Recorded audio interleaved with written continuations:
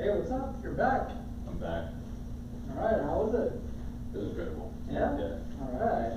Eat some good food? Tons. Yeah, seafood.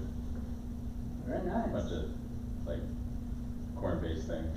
It was amazing. Oh, wow. And I actually checked out a hostel, Okay. which was like the epitome of what you've been talking about. Yeah. It was like a 5-story hostel. Okay. And people were, there's the bar, there's the restaurant on the upper deck, and people live there. People use the wow. co-working spaces in the open space, and then Yeah. like at night, there's like this party bus that comes around and takes Are everybody you to the familiar bar. with Nomad? Yeah, come on in. It was amazing. Wow. Go to the restaurant first. Okay, The sure. restaurant is. It's right there. Yeah. Wow, so you really had a good time. Yeah, it was something different, yeah. Yeah. Hey, let's go. Good, how are you? Got it. Thank you. Good. So what was your favorite meal? That's a great question. All right, what was your favorite thing to do? Favorite thing to do was probably equator activities. Okay.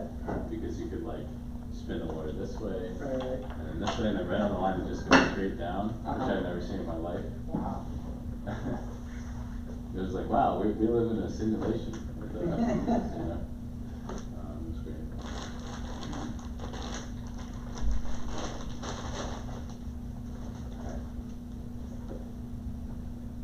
Yeah, I need to like get back out and start doing full-time travel again. I just need to figure out like when I'm gonna fit it in. Right, I know. It's hard because like the last place I wanted to go, like a Latin America destination, was Panama. I was looking at it for next week, and like the flights look good, and I didn't know it's good, but I'm just like, I really need to like chill here before I go to LA. Oh, So yeah, I did yeah. the LA thing. Mhm. Well, the funny thing is the flights between here and Panama are ridiculously expensive. Wow. But if you do this hack where you do a layover in Panama on the way to Bogota, it's like cheaper. Okay. You just leave the airport.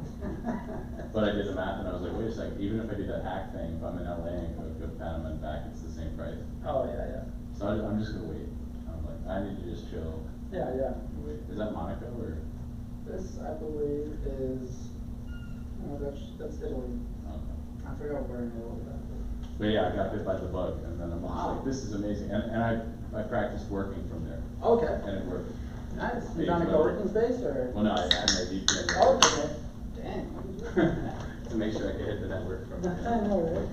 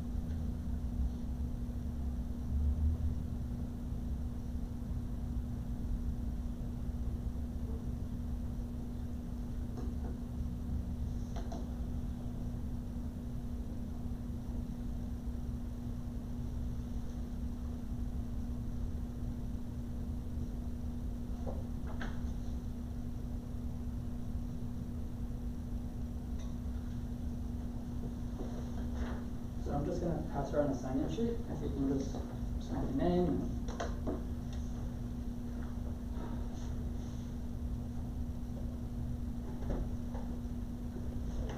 Listening. Listening. Yeah, just the name. Oh. Thanks.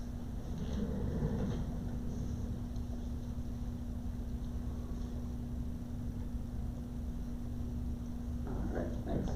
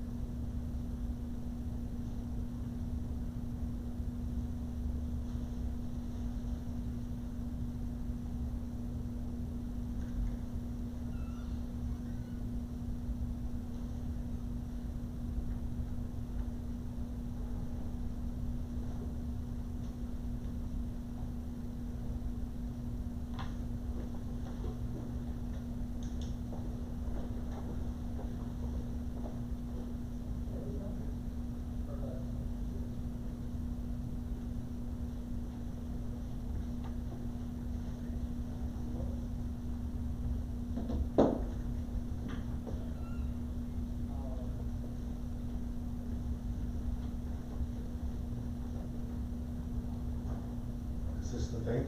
Yes, if you can sign in, real quick, on the sign sheet, yes. Next.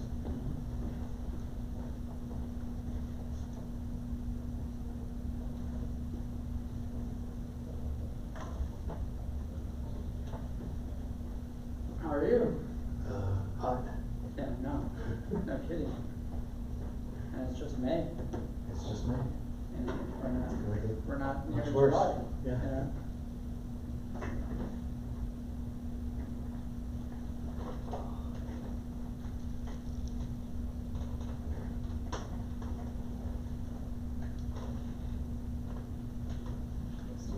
Yeah, how's it going? Can you sign in real quick? Yeah. Oh man, you got the good stuff.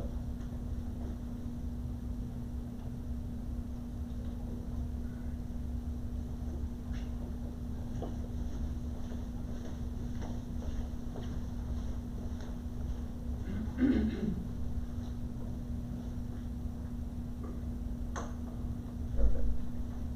Is that your drink? Alright. Hey, what's up? Come on in. How's it going? Alright. Do you remember that girl and that guy that I showed up with last time? Yeah. So she's currently hanging out in Mexico City, Okay. and she's decided that after 10 years, she's from China, after 10 years working all around the world in tech, she's decided that Austin, Texas is where she wants to settle. Oh, wow. And we met on Bumble, so I thought, this could be a date, but it Yeah, wasn't. yeah. It was more like networking, but that's okay, I was a gentleman, but like I showed her this place, and she's like, this is where I need to like settle, and I'm like, oh, okay. So I just like showed her around a little bit. Yeah. Oh, very cool. Changed her life, we're changing lives. I know, right? Exactly. Through Bumble. You never know. An app that people thought at one point was not gonna work. I know. See? Yeah. So we will just get started. I know people will slowly start to trickle in. So I'm gonna cover some success tips and preventing burnout. So this is tonight's agenda. We're going to go over the yearly agenda, we're going to do intros, we'll cover some Nomad news, a little bit of humor. I will announce some other programs that y'all might be interested in, so if for those who are looking to expand their business, things like that. I have a really good program that I just got notice for, Digital Nomad Lifestyle. Cool, can you sign in real quick on the paper? And so this one, I think everybody here, if you run a startup or a small business of any sort, you will probably benefit from this event. So with that, this is the yearly agenda. This is sort of what we've been covering. I cut off the last year's part, but you will see the rest of the topics that are going to go through. So that way you have an idea of like what sessions you want to really be a part of. So if you want to take notes or take a picture, things like that. As for me, I'm trying to get away from the heat, so I need to find a cool place to be in the summer because it's going to be hot here. Yeah. So, but yeah, so this should be hopefully an interesting summer. So we'll do introductions. So my name is Chris. I network. I go to a lot of events. That's my job. And so I help people grow by building remote teams. I help them, do that so that they can scale. And then I teach people how to use AI better because I'm learning as I'm doing this remote stuff for people, they are terrible at using AI. Like their skill sets are just like, give me 5 business topics, to post on social media. I'm like, you wouldn't talk to a person like that. Why are you talking to AI like that? That's not a good prompt. And so I'm starting to realize like more and more people really need a lot of work with using AI. And at the same time, they need to be exposed to more AI tools. I'm learning like ChatGPT seems to be like the default in people's like vocabulary of like tools. When there's like a ton of other like AI tools out there. So that's a little bit about me, what I do.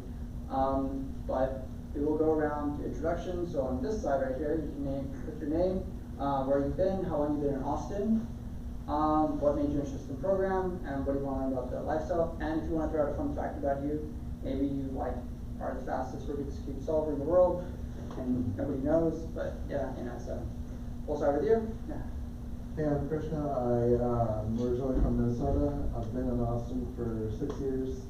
Moved from New York City Oh, wow. Jeez. to Lago Vista. And you're going to Tech Week, right? Tech Week, yes? Yes. Hopefully. Okay, all right. Yeah. I didn't know that was happening. What made me interested in the program? I've tried to go out to do like some freelance work and all Yeah, that while kind of moonlighting, and Okay. I did get burnt out. Okay, So yeah, I was, yeah, yeah. like trying to figure out Mhm. what else can I do. Right. And you know, I'm in tech right now. It kind of sucks. Yeah. If round of layoffs coming Okay. in June. I know, they're like, what, we're at like, what, 35,000 layoffs in Austin right now? Yeah. So, What do I want to learn about the lifestyle? I think mostly like tax related things. If I'm going to Puerto Vallarta, okay, I want to see if I can earn some cash. okay, Something yeah. like that. Anytime soon, did you already book your airlines, or? Yeah. What was the ticket price? Was it like under 200? No, it was 400 total, like round trip. Okay, all right. I wanna talk to Matthew, he could probably get you I'm dealing with that with Panama right now. Ah, I see, yeah. So my friend talked to me, actually, James is the one that told me about the $2 round trip tickets in Mexico. But I think it's like 31 now, right? Or like 40? James Oley? Yeah. Wait, what? Yeah, from Puerto. On Frontier? Yeah. Well, no, I forgot what flight he used, but you go in, once you're in Mexico, then you fly out from Puerto Vallarta, and then you go to Mexico City, it's like $2 round trip. You know, but that was, at the time, I think it's like 30 or 40 now. I gotta verify with that, but, you know, so, but that's what I was told, so. Whatever you do, learn how to live out of 2 carry-ons, do not check bags. Yes. Super I've got done, I could live out of 2 carry-ons in perpetuity, I'm never going back. Yeah, exactly, yeah. And if you wanna do it like really cool, you could just like go to every city you go in and just buy new clothes, and then when you're about to leave, just sell it. Jack Reed, you just throw it away at that Just, point. yeah, go to Goodwill and just give it away. Yeah. So- That's Jack Alright. Reacher. Yeah, right, thanks. Frank, you can say I'm from Austin, but I've been in Austin for more than 25 years. Okay, alright, yeah, come on in. Can you sign in real quick? Yeah. What made me interested in the program? Just to find out more what it's like, Okay, and see if it'll be a fit for an embedded software engineer. sure. And, I mean, as long as you can do it from a laptop, that's the point, yeah. you know? What about if you have to deal with hardware though? I mean, like, unless you have to go into a physical location to check something, a lot of times, like, you're probably just checking settings from the laptop. Yeah. You know, so if it's the case that majority of your time is spent on the laptop, it could probably be remote. So, yeah. Or even hardware, just doing hardware design, Mhm. schematic capture design. And that can be done from a laptop, you know, I mean, like, are you doing it yourself, or are you Yeah, having just somebody? No, I can do it, I can have the boards made somewhere else. Exactly, yeah, so, if there's some way you can take the schematics of that and then outsource it to like a manufacturing firm, Yeah, you can do that anywhere. anyway. Yeah, so, yeah. Cool, alright, appreciate it, yes. Christopher, where am I from? San Diego, Wisconsin, Colorado, San Diego. Alright. This is my third season in Austin now, and Okay. I tend to land here right before summer. Can you so, sign in real quick? Okay. yeah, I'm getting used to the heat, but not quite yet. Okay, yeah. But started nomading a couple of years ago, and I Okay. hit the road in the van Oh, a year and a nice. half ago, and then I ditched the van and I went to Southeast Asia for 6 months and just got Okay. back 2 weeks ago. So Very I cool. think just trying to like really settle into it, Okay. and my specifics that I really want to learn and get into are like domiciling. Okay. And so like where to domicile for like income tax purposes, all that stuff. Yeah. Actually getting into like diplomatic immunity and Okay. like sovereignty. Yeah. So like being able to just go wherever. Okay. Um, Are you familiar with Nomad Capitalist? No. Okay, alright, so, okay. So I think more than stuff like that, technology, all that stuff, it's like, you know, it's always Yeah. adaptable and you can find whatever. Exactly. Yeah, best place to go for your money, work, Okay. things like that. Very cool, alright, awesome, well, you're in the right spot. Yeah. Alright, Matthew? Cool. My name's Matthew Darcy. Unfortunately, I'm from New Jersey. Don't hold it against me because I self-identify as a Texan now, and I'm also not trying to change anything, so I'm here. I've been here since the end of 2020. Basically, the pandemic, that was not the place to be. Yeah. Philly, basically the Philadelphia area. I actually, what made me interested in the program, I actually inadvertently did become a digital nomad for a bit of the pandemic, because I started just going around the country and trying to figure out, like, where do I wanna go? All I know is I don't wanna be where I came from, that sucks. Yeah, yeah. And then I started with like friends and family and colleagues, LinkedIn, anybody I'd ever met on any program, or like other like alumni in my college, like, hey, can I come visit your city? Mm-hmm. And then it got to the point where I was doing like, I don't know how long I'm gonna be gone, so I would call them nomading trips, where I would do Right. like destination, destination, destination. Right. These days I'm more doing like out and back. But there was, I think, one point where I was like on the road for like 3 months straight, Wow. just going to different places. I never drove anywhere, I was always flying. I did like the credit card points thing, and I tried to snipe the cheapest deals I could find. And then as far as what do I wanna learn about the lifestyle, yeah, you brought up domicile, that's a big one. I looked into, one of the Dakotas has like a thing where you can get like a residency there. That's something I thought about. Okay. I did just get back from Ecuador like 2 days ago, and Yeah. this is the first time I tried working from abroad, which is really interesting. And it worked out, Yeah. There was a little bit of quirks, but, actually, internet speed. Oh. I encountered that. Okay, does it match what Nomad list does? Well, I didn't check the match, but Okay, I okay. encountered a difference in internet Okay, speed. okay. Yeah. And that was interesting. Wow. And then I got back, and I'm like, oh, it's much faster.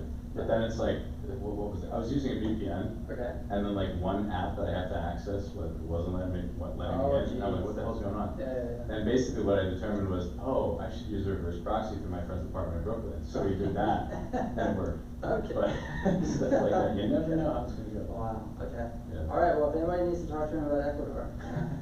Yes, Food was amazing, seafood was amazing. all right, awesome, all right, yes. John, Android developer, live actually in Austin. Okay. I don't have any, I mean, I heard you mention this, probably a couple weeks or so ago at a different event, and I was Yeah. at a different event Okay, today. awesome. And I saw the topic, so I figured I'd just kind of come. I don't really have any specific topics of interest other than I'm a debt, which obviously has the potential to lend itself Exactly, to yes. And that possibility. and I'm sure you have an inkling, like, desire to go travel and do all that other stuff, and it's part of the lifestyle. Slightly, yeah. Yeah. I mean, I'm more concerned just, with, I mean, he kind of mentioned what I'll call the COVID tyranny, Right, so, right. it's more Yep. from that angle, so. Okay, very cool, all right, Sam? Yeah, hey, I'm Sam. Been in Austin a few years and wanted to get some more knowledge from Chris. I got another thing I gotta jump to before too long, but I want Okay. to absorb as much as I can while I can. Okay.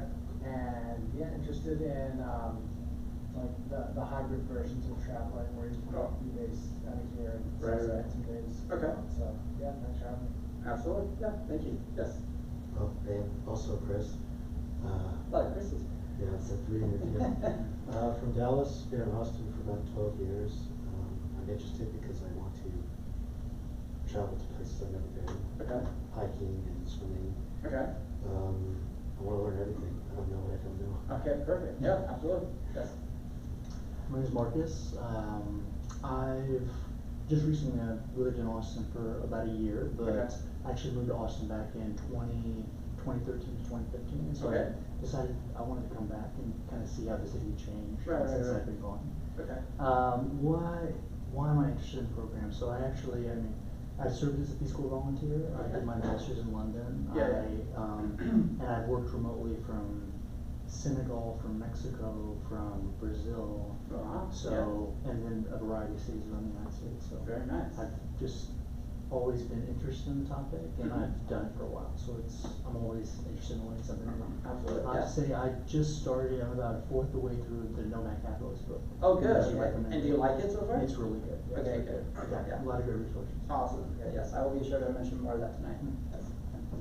My name is Tan Mei. I am a sales engineer, and I just love watching like nomad resources and checking out where people are living. So me and my wife were pregnant with a baby too, so I'm Okay. kind of thinking about, making a tour South America before, Okay. you know, Yeah, having yeah, a baby absolutely. and spending a few months down there, so. I mean, you can always be that family that gets a sailboat and goes around the world, you know, and has Yeah. a YouTube channel. Yeah, exactly. That's one of the goals, and maybe even like giving the birth in Mexico and kind of letting the baby have a dual citizenship. Yeah, That's yeah. kind of Okay. something that I was thinking about. Right. Very nice, okay, cool. Yeah. Yeah, alright, yeah, so there you go. I mean, now you have an idea of like the mixture in the room, so people will have quite a bit of experience. If you're interested, you know, make sure to connect later on.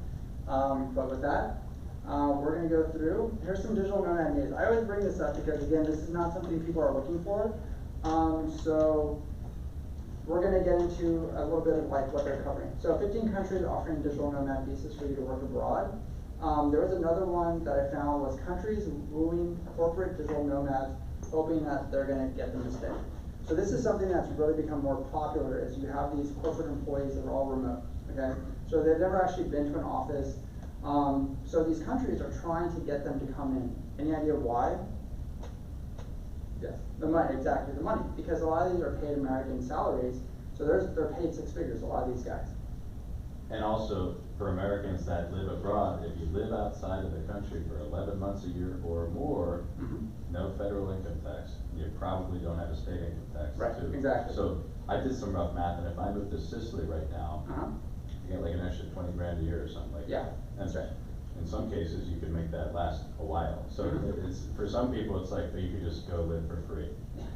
Your tax break will pay for your living. Right. Is that really accurate? Like if you have to spend 11 months? I was told that even if It's you the move to three- a different country. It's the 330-day rule. You have to stay outside the United States in 330 days out of a 365-day period. That's right. But it's not January 1st to December 31st. It's, you can pick the period, Huh. and it can span over 2 different tax years. Obviously, you're gonna have to work with an accountant, like a Yes. tax accountant for this. Your employer is taking the taxes out. Yeah, I mean, unless you come up with unless your HR is cool, or you work for like a startup where they can just be like, okay, we trust you, and then they stop taking the thing out. Mine doesn't. Mine still takes out for Philadelphia and Pennsylvania. And then you claim. You're gonna have to file it next Okay. April, basically. Can you sign? Yes. Right, okay. Yeah.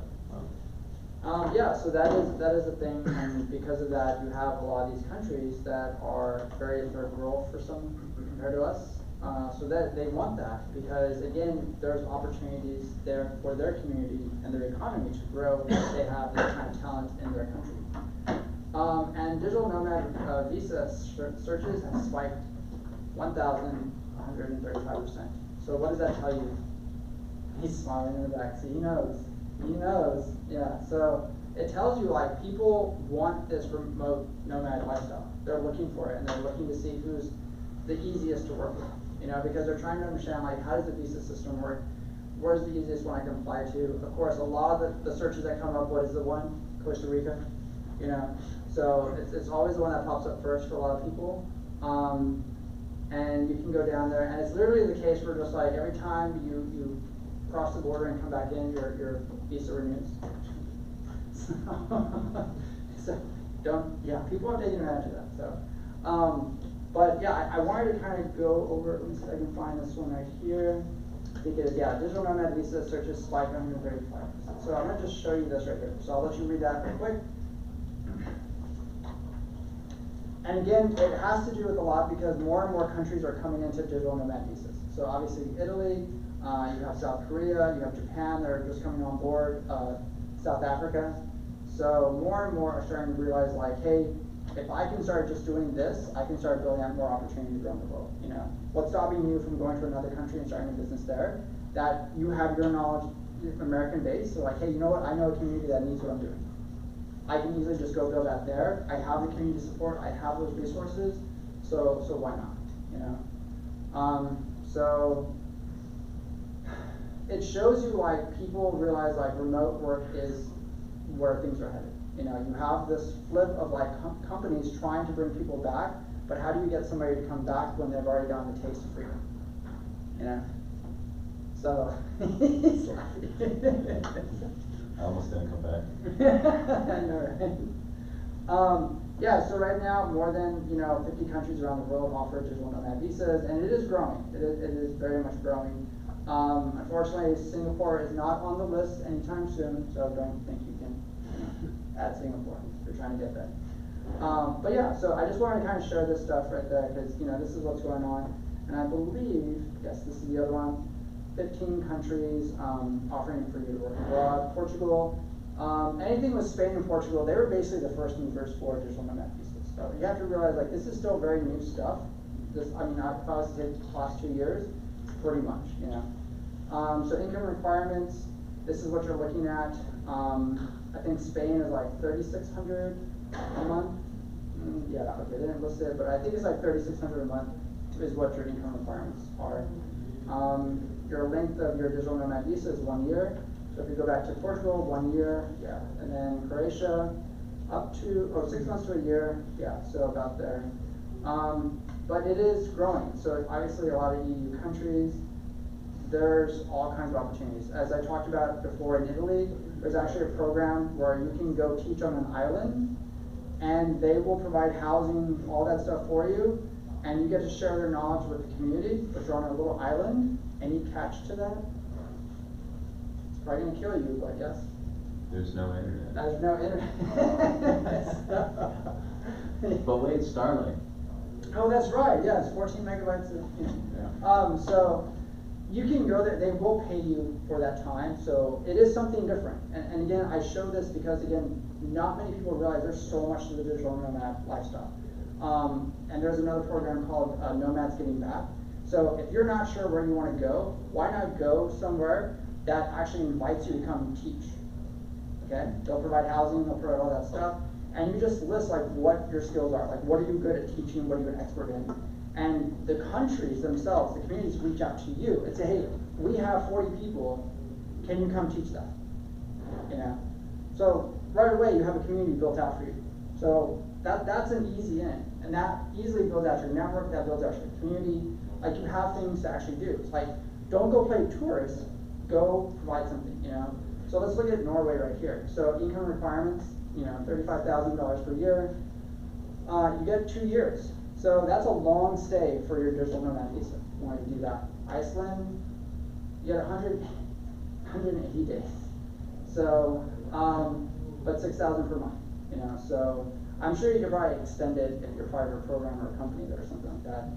Mexico, who here is aware of like the big digital nomad community in Mexico? Anyway, okay, yeah, so it's massive over there. Like you go to Mexico City, in fact, let me see if I can find it real quick. Meetup.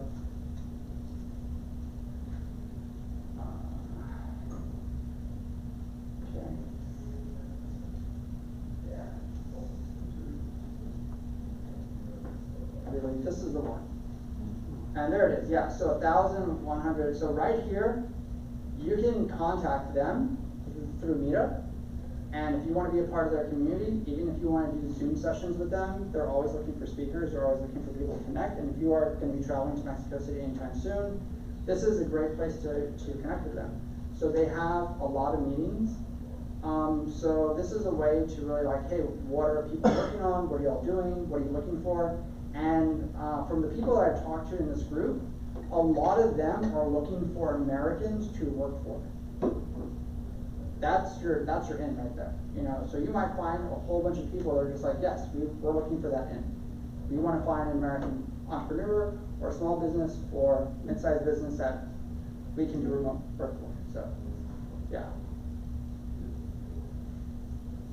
If I go back to the other one, Malaysia, very expensive place, by the way. Be very careful if you go there. It's up to 1 year.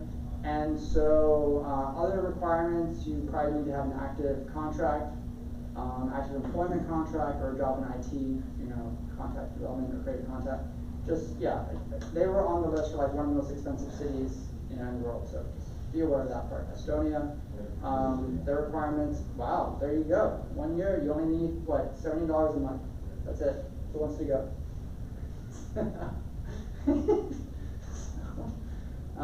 Yeah. Super cheap. But it says you do need that much in an Estonia bank account to be considered. Yeah, so there's a catch. Yes, go ahead. You said Kuala Lumpur was expensive? Yes, it is. Compared to Europe? So I think it was Malaysia showed oh my gosh, I know it was, I'm pretty sure it was Malaysia that beat out Singapore for most expensive. Whoa. Don't quote me on that. I know this is a recorded session, but, Most you know. expensive in what way? Just, cost of, living. So. I That's think where Nomad Capitalist lives, that's his primary base. Right, okay, I need to look that up then, cause I wanna be sure about that, so In later on, Kuala I'm gonna look that up. In Malaysia? Yeah. Kuala Lumpur, I mean, he would describe, you can go to like a noodle stand and get like a bowl of noodles for like $1 or $2. So, I mean, to me, that's not like expensive, but that's why I was like, well, compared to what, but. Yeah, let me look it up real quick. He also said that the reason why he picked there in the end, because he's been all over the place. And his other main cities are Mexico City and Tbilisi, Georgia, was because Kuala Lumpur, Malaysia gives him the best value overall for all things. But, I was actually looking at his conference, which is the end of September. It's just you have to commit by end of April because the tickets sell out. I'm like, dude, I don't know where I'm gonna be next month. So it's like 2,500, maybe next year. Yeah, I know there's a city, because I just saw it. Okay, I'll retract that and just say like, okay, Dubai is just better.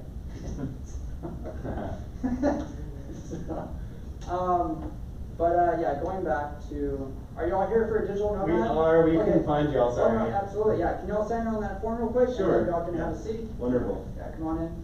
We're just going over, countries that are, offering digital nomad visas right now. Nice. So Barbados right there, 50,000 per year. The application is pricey, so $2,000 per applicant. So if you decide to renew, just be aware of like costs like that. Costa Rica, 3,000. But this tends to be a big digital nomad haven as well. So there's a lot that goes on there. So again, if you move to Costa Rica just for that 1 year period, you're gonna find a lot of opportunities, a lot of stuff like that. But yeah, I mean, like I said, just cross the border and just come back and it just remains. So, yeah. But, we're Ecuador. Hey, somebody was just in Ecuador, you know? So, they get 2 years, and all you need to make is $1,200 a month, to be in Ecuador. And the fee is $450. So, yeah. Anybody looking to go to Ecuador? So, It was delicious, it was good. So yeah, I just wanted to kind of give you this news right here because, again, that's the point of the program. I want you to be aware of like, hey, this is what's going on, this is what's happening, and there's a lot of opportunities there for people to take advantage of. So let's keep going. So a little humor. I'll let y'all read that real quick.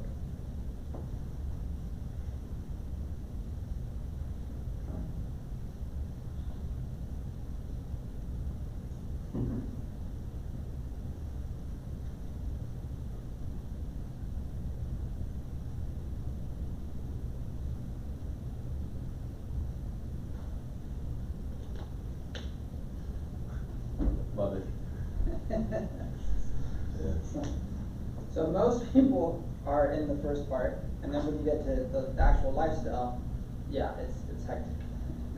So, it's like, do I go out or do I stay home? Do I need more clients? Do I need to work? Should I go exercise? Should I go relax? Should I, do I need to find a co-working space versus near a Starbucks? Should I call my mom? Should I call okay, so this announcement, so this program will be continuing into December. I'm going to be adding on more dates for the program. So right now I just need to add on more to Luma. I just found out there is a big bug in Luma that I didn't realize existed, and that is Luma does not actually allow you to add on more sessions. And I had a whole conversation with them about this because it's so crazy that Eventbrite makes it like super easy, but they're just like, no, we don't do that. And I'm like, wait, what? It's like the biggest problem I've had with them. So I'm just letting you know that now, so just keep on the lookout for like the additional dates, but it's every 3rd Monday of the month at 6 p.m. So I will be here in the heat, so don't worry about it. Okay, so the other one I wanted to talk about, because I just mentioned this one, and that is this guy right here. Okay, so if you've never heard of Tech Week, just think of it like South by, but just tech, okay? So the first one coming up is gonna be New York City, June 3rd to the 9th, and it's a full week of events. And so if you are looking to get into that world, if you're looking to kind of travel and you're just like, hey, I want something to do, this is where you need to be. If you're trying to raise money, this is where you need to be. If you're trying to shake hands with billionaires and millionaires and multimillionaires, this is where you need to be. It is a very intense event. So don't think like you're gonna walk in, it's like, oh, you know, I can take a break. You're probably gonna miss a deal, you know, they're probably handing out $100,000 checks at a party, who knows, you know? But there's a lot of movers and shakers that are gonna be at this whole thing. So if you've never heard of this, put this on your calendar. Just be aware that after New York, they're gonna go out to San Francisco and then Los Angeles. So you have many opportunities. So you don't know anybody to stay with in New York, but you know somebody in San Francisco, take advantage of it, okay, go. So to give you an idea of what it kind of looks like, yeah, I'm gonna preview. So just Monday, I'm just gonna cover Monday's schedule, so you have an idea, like how intense. So you have your breakfast event, you have your start, sound bath. Who needs a sound bath, by the way? Are we okay? Oh, you need it, okay. I had no idea those tickets were so expensive for those events. I should start doing that. So anyways, Brooklyn founders and funders, founders, friends in New York City, Tech Walk. So New York Tech Walk, they sort of like showcase all the different like startup environments, co-working spaces, like big companies that are around there. So if you're trying to get inside their doors, like this is the event where like you can get inside, don't need a cold call or anything like that, email. This is your opportunity. Berries and breakfast, PCs. So again, as you can see, this is just Monday. Okay, there's a lot that goes on, and there's so much that's taking place. So if I was to say that you're not going to leave that place completely exhausted, you know, like that's the point. You should have so many cards when you leave. You're just like, I need to actually pay for HubSpot to be able to handle all this stuff. So this gives you an idea. And remember, that's just Monday. We go to Tuesday. The schedule goes even further. So it's just from basically just think like 8 a.m. to like 11 or midnight. Because it's not just these events. You have your parties, you have your hidden parties, you have your events, you have your private dinners, all that stuff. And then you're going to get invited. If you network really well, you're going to get invited to more events. You're going to go to other parties, things like that. And you're going to leave this just completely exhausted. Yeah. So, but you will have found a ton of opportunities in this program. So who here, this is the first time you've ever heard about this? It's the first time. Oh wow, okay, yeah, so this goes on every year. So just put it on your radar. If you want to go check it out, sign up, register, see what it's like. Does it ever come to Austin? No. So, I know. If you want to go play with the big dogs. It's because everybody's moving from New York and San Fran. So it's like, Now we gotta bring it back. So, okay, so the next event that I want to point out, and this one's actually coming up May 30th, okay? There we go. There we go. And that one is up in Round Rock, and I will let you read that little section right there. So if you're a small business, if you are somebody who wants to go do business, this is for the Central Texas region. They actually have this event in different parts of the region for Texas.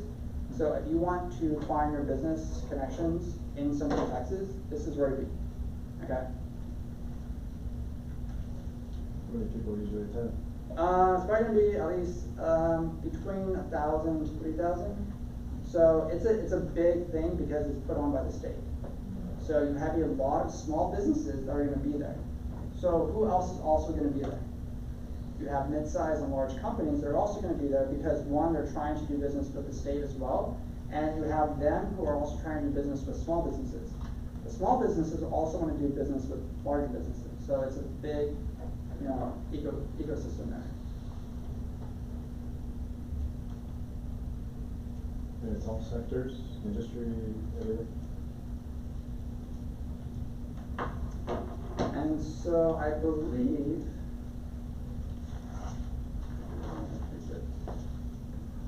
if I take away, let me see if I give it to me.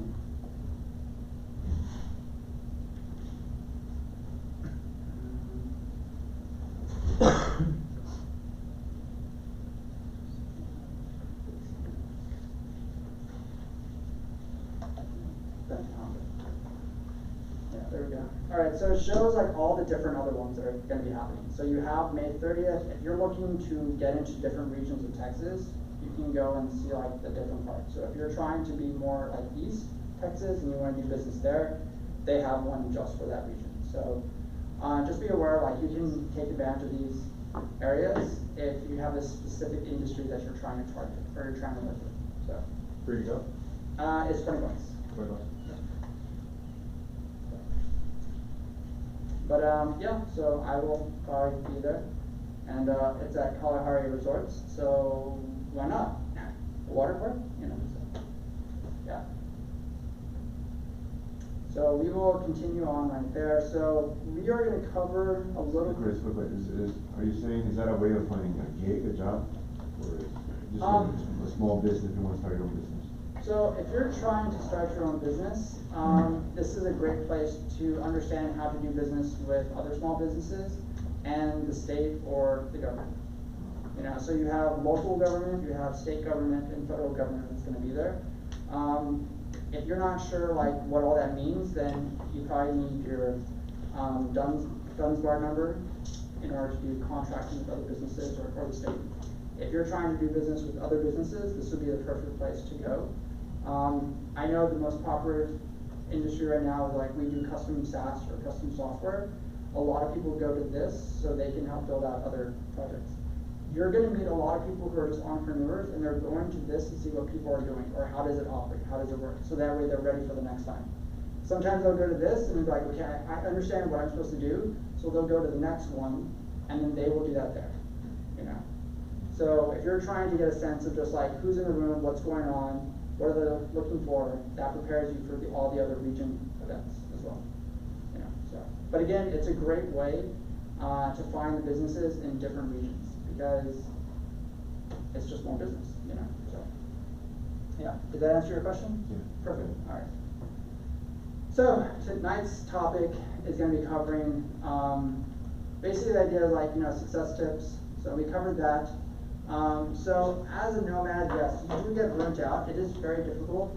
The hardest part that people tend to run into is like clients. And to me, I kind of look at this as sort of just like, well, if you're doing this by yourself and you're landing in a city that you have no connections to, you've probably already set yourself up for failure because you have no connections.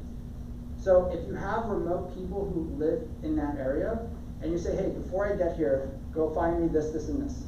Okay, so when you land, great, now you have a whole community waiting for you. Okay, so if I go back to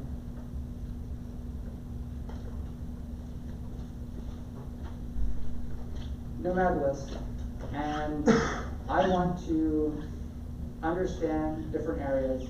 Let's say I pick Athens, Greece. I can go over here, people. So in here, I can literally get a subscription. It's $100 for life, and you can connect with all these people who are remote workers that you know are digital nomads. Connect with them. Hey, I'm coming in. You know, where should I start? What should I do? I work in this industry. Oh, come join our meetup group. This is what we do. Okay? Don't try to think like, I'm just gonna land somewhere and wing it. You know, that's the quickest way. You're gonna fail, you're going to get, you know, culture shock too fast, and it's gonna hit you really hard. For some people, like, what do you mean culture shock? Like, you know, yes, I can just use Google Translate. No, that doesn't solve problems, you know? Because there's way more things involved here. But this gives you a sense of like, okay, cool, I can go into here. There's other Slack groups you can join where like, hey, I'm gonna land in the city in 2 weeks. Can I meet up with anybody? You'd be surprised how many times people will reach out to you and be like, yeah, come over here, we'll help you. Do you have a hostel yet? Do you have a hotel? Like, where are you staying? If not, hey, my friend has a room, come stay with us. We'll show you around, you know? I just had somebody actually, they're about to go to Japan, ask me. So that's another way to make it work. You know? So you can sort of like look at it as just like, hey, if you offer a tour, they like it, they're gonna offer a tour back if you go visit them. You know? Make the world a little bit smaller, you know. Do you have a comment or no? That was the comment. Oh, okay. Okay. So going on these success tips right here, once you get into that lifestyle of going remote, you're pretty much not gonna want to give it up. Like, you're not gonna want that cubicle job anymore, you know? And that's what most of the research states, like 97% of respondents said that they like to work remotely at least some of the time for the rest of their careers. You know, some people do need structure in their life, other people can provide their own structure. You know, if you know how to be like, hey, I know how to set up my own 9 to 5, I'm gonna wake up at 10 a.m., I'm gonna go have breakfast at 10:30, and I know that I'm a night owl, so in the evening is when I work. The day, I'm gonna go find communities to join, go do this, work on stuff, but I know my best work is done after 7 p.m., you know, so. And the longer you work remotely, the more you love it. And that's what a Fiverr study found from Anywhere Workers. So if you wanna look at that study, they found that as you get into that routine and you get so used to that lifestyle of how to keep going, you're never gonna wanna give that up, you know, because you might fall into something else. Like I told somebody one time, like, what if you're in Scotland and you're hanging out with some people and they're just talking about like something they've been dealing with, and you're like, oh, I can fix that. Like, what do you mean you can fix it? It's like, yeah, I can fix that for you. I know a guy that can get this set up and everything. We'll get it going, you know, I'll build it out, you know, we'll set up a contract or something and we'll get that going. Well, guess what? That's a business you just built, you know, and you can help do a partnership with them and you run it and you get a portion of the, you know, commission or whatever. But you don't know that until you get into these communities. And to do that, you have to travel, get into those shops. Because how many times do you ever hear the story of just like, back in the 80s and 90s, where did the biggest business deals happen? Any idea? It involves a little ball that's white. Golf course. Golf course. How many times have you heard that story? Like, all the big dogs, that's where all the big deals So get they're out. playing golf. They're playing golf. Met other players. Right. Everybody else is working in the office. Okay? So that's why, like, you get out there, the longer you do this, you get so used to doing this kind of stuff. That's like, for me, I go to so many events and so many parties, that's how I do my work, you know? Any questions, or? So again, the other thing is, it could probably be a phase in your life, okay? It may not be for the rest of your life. For some people, you're going to find a country and you're like, this is it, this is where I want to be. I love it, the culture is perfect, the food is amazing, the weather is great, this is everything I've ever dreamed of. I found it, I'm done, you know? And that might be what you're looking for, you know? For others, it's like you travel every 6 months. So, but again, you structure your life the way you would really want it to be. If you know you're a night person, then that's the best way you work. Structure your work that way. If you know you're a morning person, you know, don't go to a place and be like, I gotta find all the tourist spots. That's the worst thing to do. If you see a rainforest cafe, run. That's a tourist trap. And so you want to find, like, get that gym membership, go find those communities, get involved with the culture, find what's going on, get a library card, you know, be part of the routine. The hardest thing you're probably going to run into that you're like, why is this so difficult? It's just ordering a pizza. You know, it's like, what is this on my pizza? You know, so you just want to start getting used to that stuff, because if you start to enjoy this lifestyle, you're going to come back home and then you're going to experience something different, and that's called reverse cultural shock. And that is just like, oh my gosh, people drive everywhere here. This is crazy. You know, where are the trains? You know, so it's going to be an interesting experience. If you've already experienced it, you know exactly what I'm talking about. You know, but if you haven't, you know, please, like, by all means, you will know what I mean when I talk about reverse culturalism. You know, but be open-minded, because I have met some people. They go and they're just like, why don't they do it this way? I'm like, because you're not at home. It's like, but it makes more sense. Like, you're not at home. This is not your country, you know? And once you start to learn and get used to new things, like, it really opens up your world, you know? I'm gonna see if I can find you a video. There was somebody who posted on Dig the other day, and it talked about Japan. I'm hoping I can find it. Man, I don't think I can find it. Alright.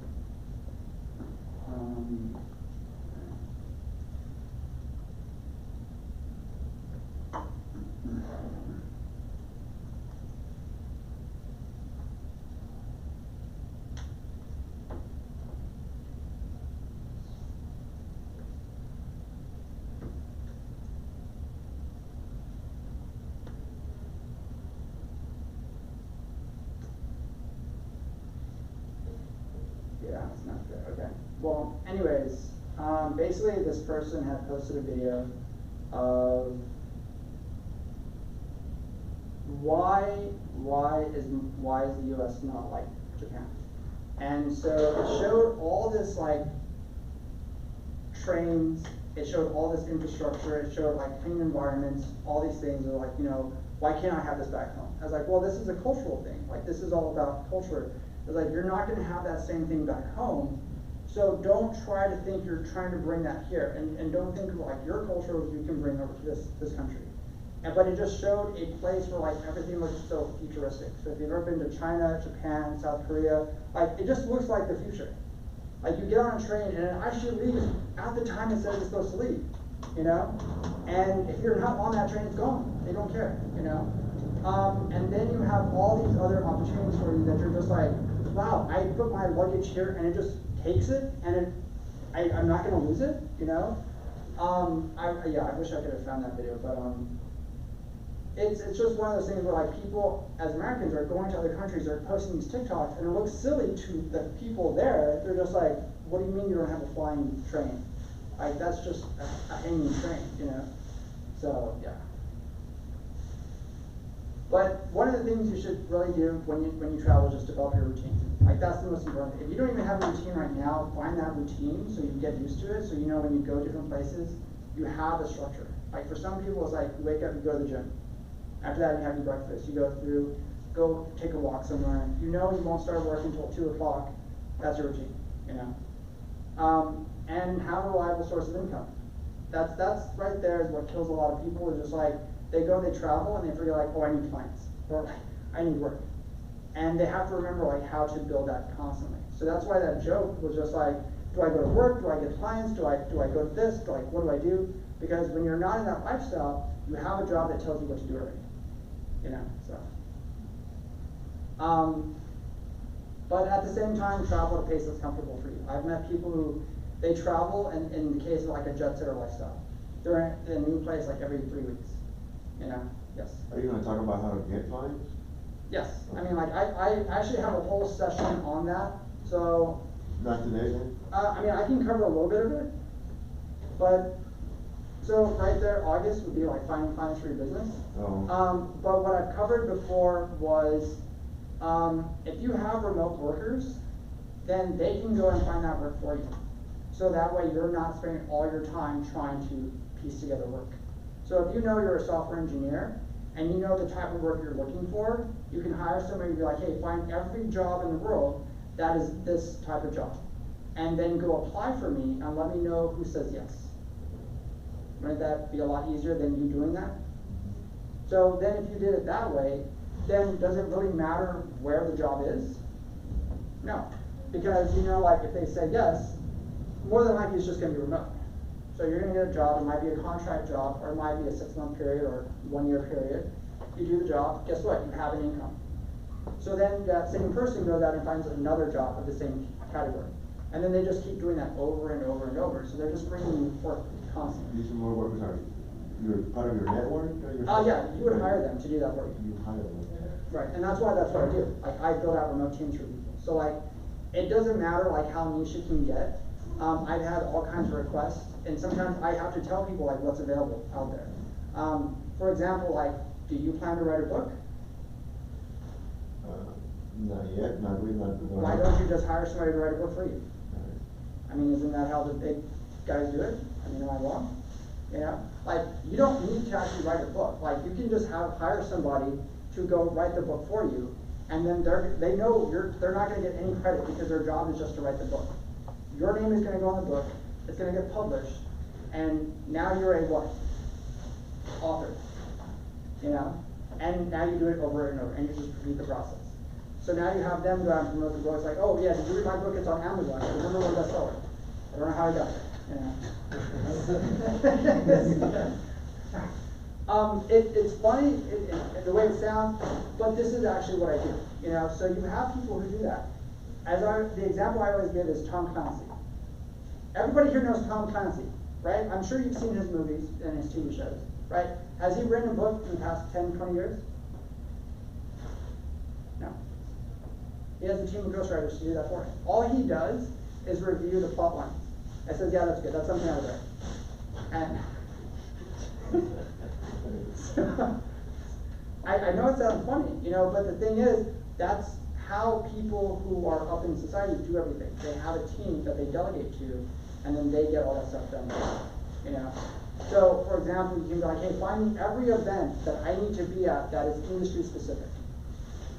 Wouldn't that save you so much time instead of you being like, okay, I gotta find a time to sit down and figure out like what events do I need to be at? You know? Make sense? Yeah. Right. So then once you're doing something like that, you can travel wherever you want because your person, your remote assistant is always bringing you work. And you always have a job lined up. And basically they're just trying to get you to the point where like, okay, great, they said yes, here, you're gonna do the interview now. You answer the questions, you move on. Yes? You know, the problem I've had with that, you know, kind of experimenting with that is like, I care so much more about, you know, what I'm trying to research or what I'm trying to do and put together, and then hiring somebody off of Upwork, you know, sure they, you know, do the thing, but they're, you know, they can just kind of phone it in, and, you know, then you get something that's mediocre, then you have to spend time sorting through. How do you avoid, you know, that issue? So what I always do is I show them like, okay, you have to use AI tools to improve everything. And when I write their instruction sheets, like every assistant I've ever had, they have detailed instructions that they follow. So I know the output is exactly what I'm looking for because they follow that instruction. And it takes a long time to get that form to understand like what it is your output should always look like. Once you have that all set up, then you're good to go. The other thing I've learned about these environments is a lot of people go on and they have no concept of what world they're actually diving into. They know there's freelancers out there, they know there's outsourcing agents out there, but they don't realize there's an entire process involved to find that perfect person. You might have somebody who's stellar, but they need a lot of training before you can get them to where you need them to be, you know? And that's due to cultural differences, that's due to language barriers, and that's due to just them not having the resources. You know, but now that we have AI tools available, every person I work with now, we sit down and I show like, you're gonna use an AI tool and we're gonna write out every single SOP. And it's gonna be so detailed. And guess what? That person realizes they've saved so much time because now they don't have to write that SOP. They don't have to do that stuff anymore. So when they have this like 15-page document, it gets put into their bucket. Every time that VA gets stuck, they go to the document, they refer to it. Okay, I know what to do. Does that make more sense? Yeah. Because I've seen people try to go higher on there, and they're like, I had a terrible experience. I was like, did you vet them? Did you do this? Did you do that? It's like, I didn't know I was supposed to. You know, I look at them as like little empty boxes. They have all these skill sets, they have all this knowledge, but you have to provide very specific instructions for that to work. You know? So yeah. But once it does, it's like magic. Sounds like computer code. Yeah, exactly. Exactly. You know, some of the easiest people I've worked with on these environments are video editors. Do you know why? Because video editing is very standard. It's very standard. You know, it's just like, here, I have this video, make it look like that. Here's the footage. They already know how to use the software. So it's not like they're dealing with people, you know, and they're just following, you know, step A, step B, and that's it. You know. So, all right, man, I'll see you later. So it's the same thing with programming. You know, like you hire a programmer, and the one thing I've learned with programmers is like, man, I've hired this guy, he's like so cheap and everything like that, but he can't build an app worth a damn. I'm like, well, what instructions did you give him? It's like, I wanted an app that does this. I was like, did you write an SOP? Why would I do that? He says you know how to, I was like, no, you can't do that. That's like, you can't just expect magic, you know? So, yeah. Anybody else have a bad experience with, yeah.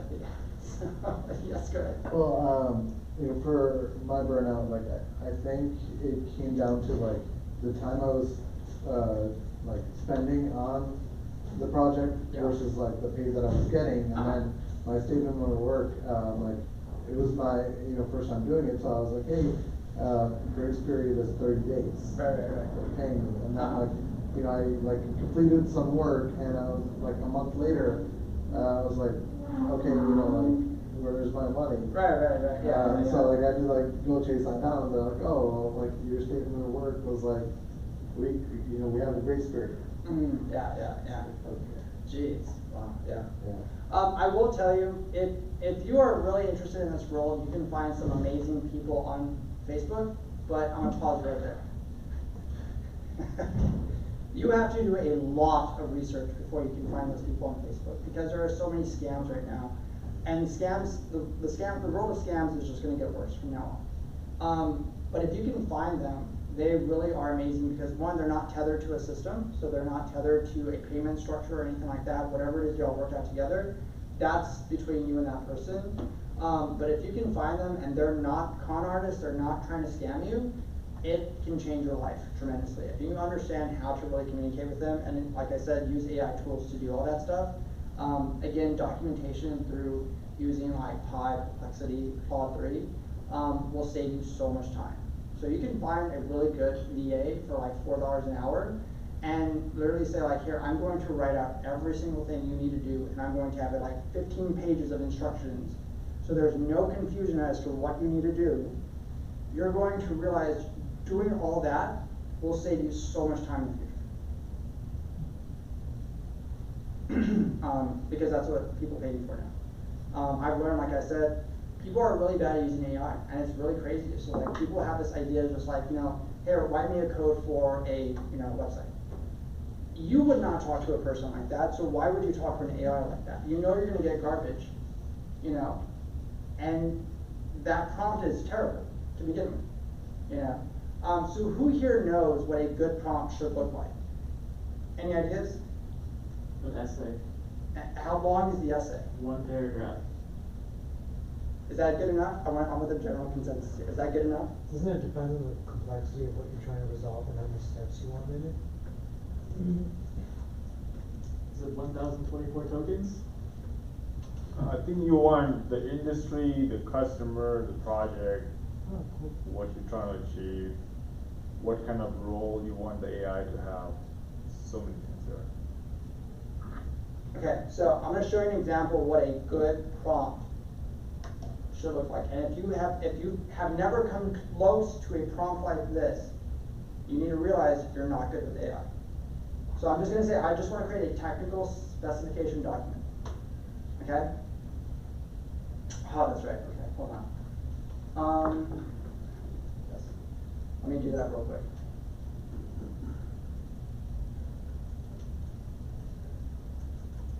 So,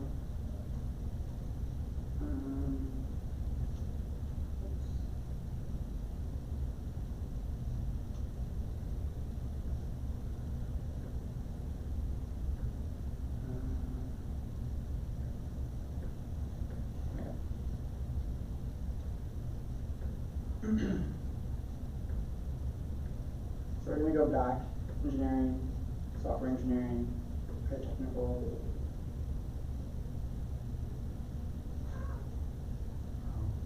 Okay. This is what a prompt looks like. Okay. Any questions? You have to think of AI as, like I said, like just think like a little empty box, but it has all the knowledge in the world. If you don't know how to structure that knowledge, you're going to get crap. Was this prompt generated or somebody actually recorded it? So they use a lot of AI tools to create this prompt itself to understand like, hey, how do I create a very technical document, and what does that AI prompt look like? Okay. So this was a website that was created, AI for Work, and you have a master list of prompts for all different categories of like work environments. So if I go into information technologies, I'm an IT manager, I need to create an IT network architecture plan, I can go in and look at this prompt. You And I just can modify it. And you can modify it, you can change it, do all these kinds of things, but you need to understand this is what prompt engineering should look like.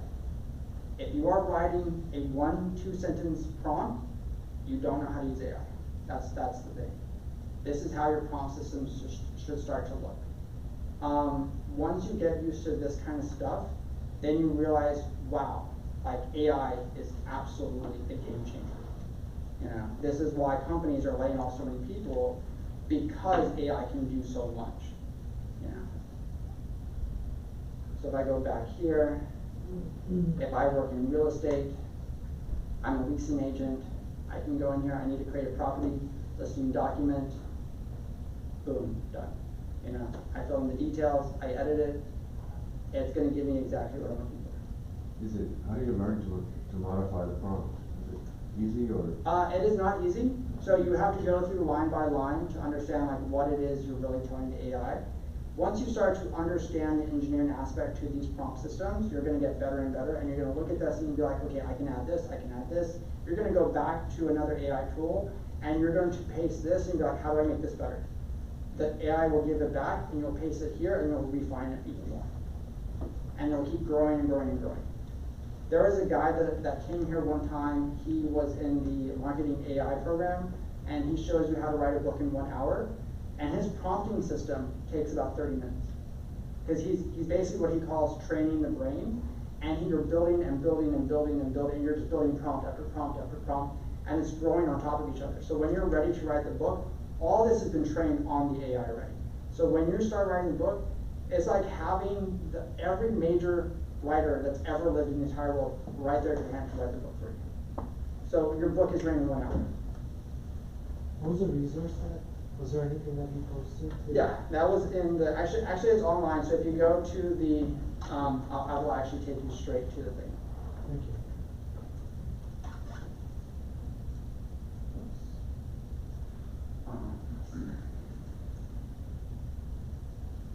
Oh, jeez. So they get you, man. Alright, so this is the channel for Capital Factory. And then if we go into, I believe it was like September or something. Let me see. Automation.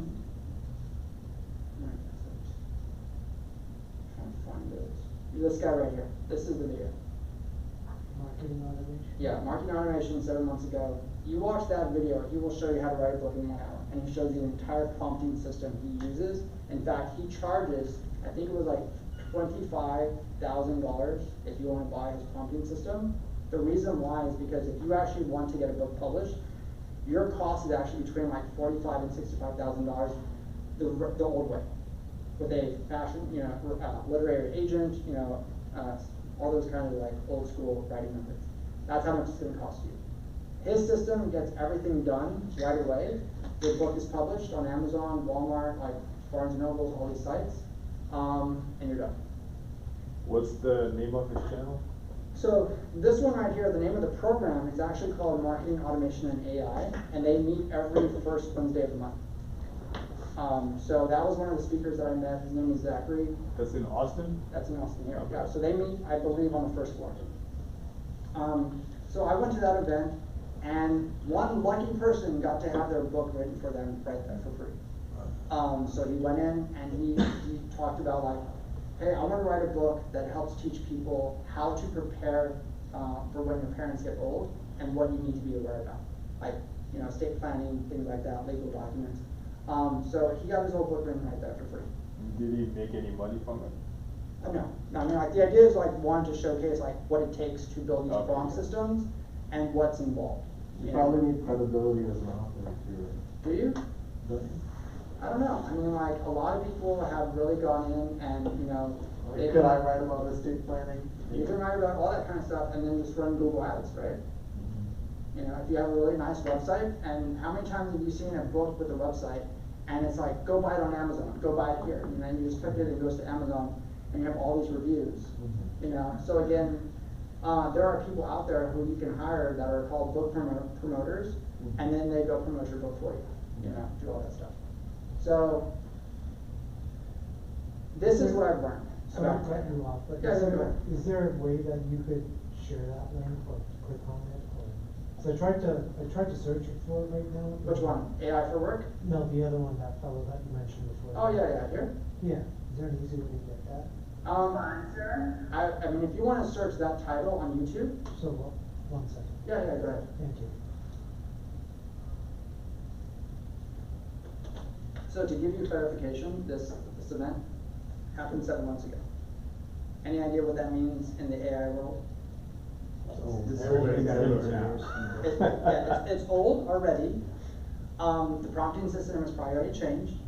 But the structure hasn't, and that's what you really want to take away from it. Like, how did he build it? What did it take? And once you see how he does it, because you'll see everything.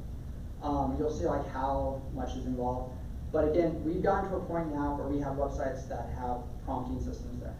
So you can go copy this stuff, learn to build those prompt systems really well, and just use an AI tool to make it better and better and better and better and better. To where it's just like, literally like 15 pages of prompts. To you as a human, you're just like, that's just too much. There's just no way an AI needs that much information. No, it's a computer, okay? So the AI goes and grabs all the information and just from anywhere and just puts it together for you? Do you have to provide it anything? So you have, yeah, so when you watch this video, you have to provide a lot of stuff, and that's why it's called training the brain. So there's a lot of prompting that you have to go in. You have to go in and do a lot of like information.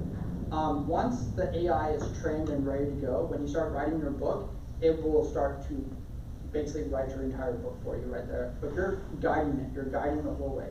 But because you've trained it with all this knowledge beforehand, it's going to be a very simple process. Does it learn how to write in your voice? Yes. Yeah. So, and that's why, again, there's so many lawsuits going on, there's so many things happening, because there's nothing stopping you from going and being like, hey, I'm going to create a Shopify store, I'm going to write all these books in this author's voice, put it behind a paywall, it's not public, and you can sell the books, because it's not a public website. You know, you have to pay to access the site. You can do that, you know. But again, if you look at the OpenAI store right now, there's a lot of crappy AI chatbots on there, and they're selling them, you know. So where is the money now for AI bots? Does anybody know? Because again, I'm mentioning this because as a digital nomad, we're looking for all kinds of resources to make money, okay? And AI bots is where the money's at right now. You can go to the AI store and put a bot on there, and the value of it might drop. Any idea why? I'm going to be very actually surprised when somebody knows the actual answer. Data. Why? Data collection, the amount of information that's been taught. Okay. What does that do to the value? It has been trained on more information than it should know more. Okay. Are you a software engineer by any chance? I remember someone talking about this very recently. Okay, yeah, okay. So I've heard the answer, but I don't know if I remember it correctly. Okay, so couldn't I get a bot that is designed to reverse engineer bots? The answer is yes. Okay, so I can take that bot and go in and be like, hey, what were your instructions? It's not actually going to say that. It has a mechanism of how to get it to spit out the instructions. Because the point is you're trying to make money off of this bot. But if I can go and reverse engineer that bot, what happens to the value of that bot? It drops to what? 0. So where does the money actually come from? Where does the value of bots come from? Man, everybody's quiet. Copying them? No, it's not copying that. The value comes from teaching people how to build proprietary bots. That's where the value comes from. Education. So basically, like, a company might hire you to be like, hey, we need you to create these 5 bots just for our internal system. How do we do that? You know, what is the value for that? So what's the value of your output? You know, and it's either a percentage of that or it's a flat rate. You know, that's where the money is. Because the other day I was talking to somebody and said I could literally take all the information of all levels of engineering and put that into a chatbot GPT, and I can make going to engineering school completely smooth. It did not like me saying that. It did not like me saying that. Because not only are we at the point now, who here has used 4.0 or 4.0? Who here has used that one? Okay, good. What do you like about it? It doesn't seem like it's really fully been released. Sometimes right. I mean, compared to the videos that were put out. Oh, I know. But what do you think of like the voice interaction? Well, I am sad that they retired Scarlett Johansson today. Oh, I know. We'll come back to that, we'll get that. Did she sue her or what? Yeah. They changed her voice today. They stole her voice, and then she filed a court case, and then they took it back. Any idea why? I'm very curious who knows the answer to that. Saturday night. No. Come on now. Why Does they she use know? her voice? Yeah, why did they use her voice? Because of her? Thank you, Yeah. thank you. If you've not seen her, please go home and watch that movie tonight. Oh. Please go watch that movie. Yeah, because they thought like, well, that makes sense, right? Like she made a movie and she did all that stuff. So, but that's where the money is building these like bots and customizing them. So couldn't I just take like all the most amazing like real estate investor knowledge and just train it into a GPT and sell that to an investor?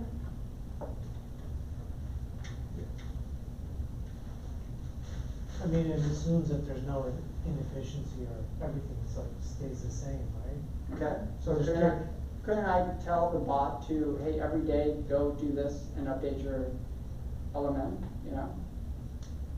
You could, but I mean, it assumes that the variables are kind of somewhat freelance, right? Okay. I mean, maybe you could change interest rates and zoning, tax. Okay. All right, so did everybody get this? Because I need to change this. Are we good? Okay, good. All right, now we're gonna move into a new form of AI. I know everybody's just like, I thought we were talking about digital nomad. This is very much digital nomad because you have to find a way to make money. All right. So this is typeface. Typeface Arc is a new way of using AI. It does not use prompting systems. Okay. So I'm gonna go and show you what it's doing. What makes this so different is we all know GPTs, okay? These are isolated chatbots. Our typeface goes in and does AI agents and puts them together as a team. So now they all have siloed knowledge that they're all working as a team to produce a one output system. So if you know you're a marketing firm, and in your marketing firm, what different departments do you have? You have copy, you have marketing department, you have what? Graphics design, all this stuff. So you have multiple departments working together. They go in and say, you just give us what you're looking for. What is the output you're looking for? And then they create it from the start of the customer journey to the end of the customer journey. The whole campaign for you. And all the AI agents work together to produce that. So you're not writing prompts anymore, they're doing it for you. That's where the future of this stuff is. AI agents. Not you writing prompts anymore, it's getting agents who are specialized in their field to work together. And then they do their own job. Is there people agents or bot? Bots. These are bots. Yeah, I mean like they're AI bots, but they can do and understand all kinds of stuff. So these guys have teams creating all the prompts within each specialized. So the prompting system has already been done because the AI agents go in, they're constantly refining the systems. Oh, wow. So because the AI agents are interacting with each other, they're improving upon each other. So it's AI writing its own prompts. Yes. All right. Where's the most remote island to live? You know any Italy, Greece, you want that program, I can set you up. Buy your own.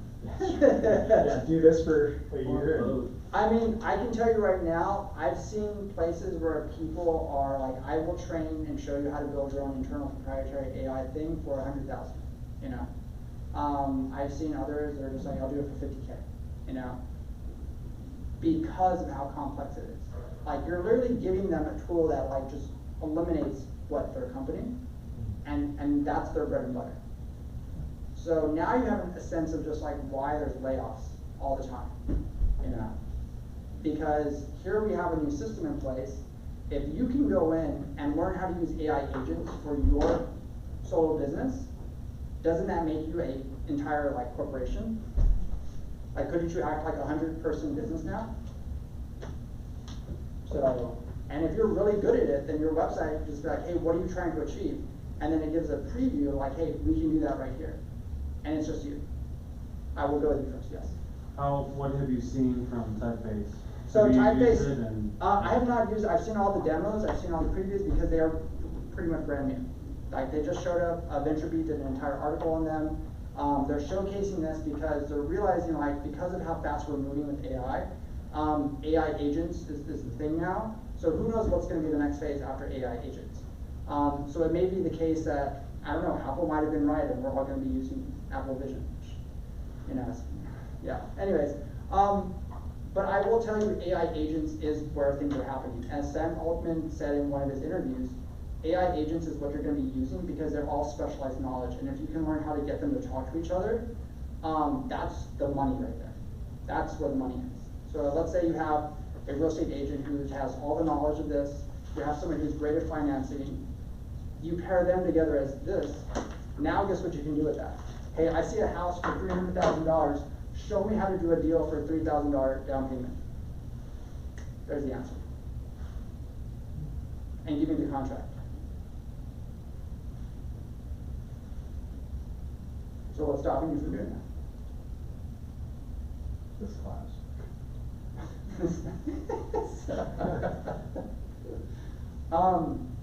So yeah, I mean, like, hopefully you've opened your eyes to realizing, like, if you're writing 3-sentence prompts, like, you're not using AI correctly. I see a lot of smiles now. Go home and practice, like, go through the stuff. I will tell you one of my favorite people to train with.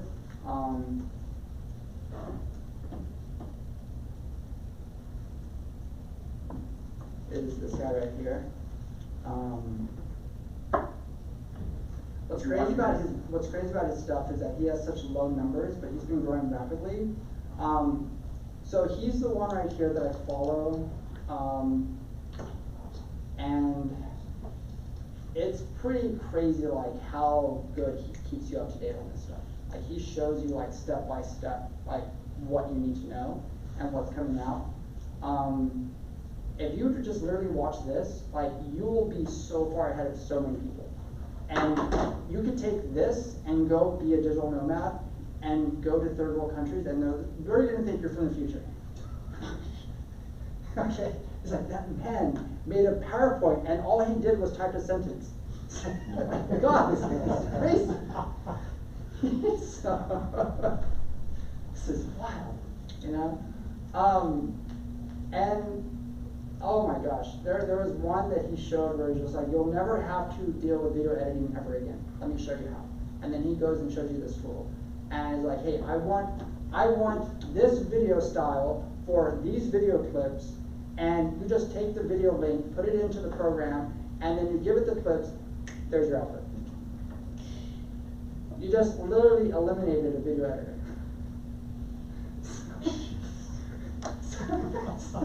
So how do you learn about AI again?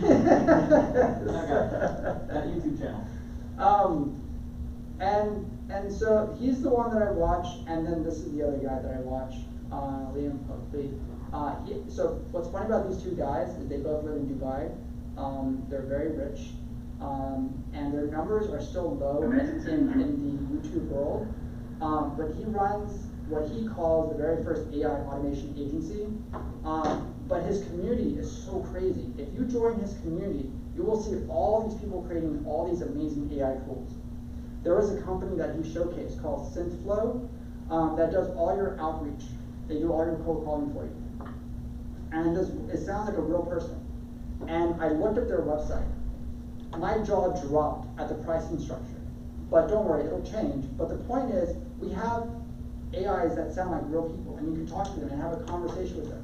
And the whole point of the conversation is, hey, we're trying to get you booked, we want that meeting, and if you have any questions, you know, here's the website, here's the stuff. But it was perfect, there was no lag, there was no problems, anything like that. Anything you can ask. It's like talking to a person. So he showcases all these kinds of things.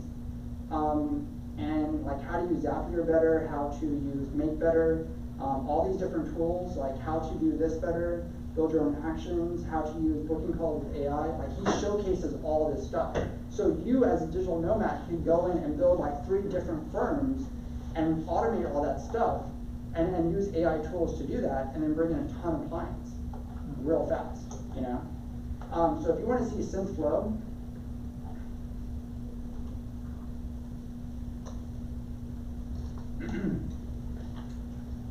just don't cry at the pricing, please. Again, so basically, this is what they would call the first human-like conversational AI voice assistant. They can go in, they do prompting. I watched how he set up the entire system. It is very complicated, so you will need to watch it a couple times. But you can pick the voice structure, you can pick all that kind of stuff, you can do the prompting system. I've already shown you how to pick good prompts. So go in there, refine it, add in your API keys to Trello, then you can have Trello buy out a whole bunch of like phone numbers, you can have them do that. And then once you connect the AI to Trello, then it can do all your outflow from there. So it can make about 500 to 1,000 calls, you know, every minute.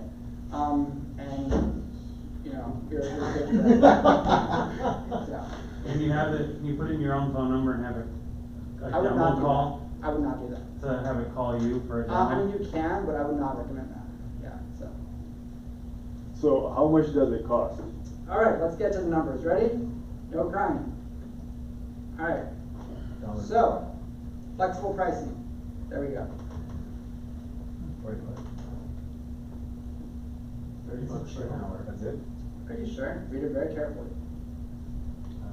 Minutes.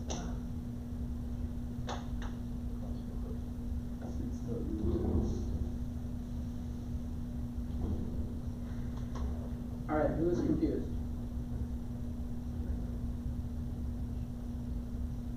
It looks like a fat fee, and then once they get above that cap, then you're running a meter, right? Right, so basically for $30 at the starter package, you get 50 minutes a month. Okay? Right, so I mean, I don't know what your outreach is going to be for that, you know. If they can do like 5,000 calls and Right. they see what numbers are hot. Right, exactly, yeah. You know, but you also have to make sure you're not breaking any laws, and that's the other thing with SynthFlow is you have to be very careful that your list has to make sure that they follow FCC regulation. And so your lists have to be connected to you. If these are just like lists you scrape from the internet and you have no relationship, you can get into a lot of trouble. So just FYI, okay? But after that, it goes from $30 to $450 a month, and you get 2,500 minutes, okay? And then each additional minute after that is 0.08, okay? So if your AI can do a lot of phone calling for you, you need to watch your numbers very carefully, you know? So, and at the same time, because you're buying numbers, if you get flagged as like, hey, you're look like you're spam, your number could get blocked. You know, so just keep these things in mind, you know. But you better be doing a lot of business to be able to get to $450 a month, which is very aggressive pricing.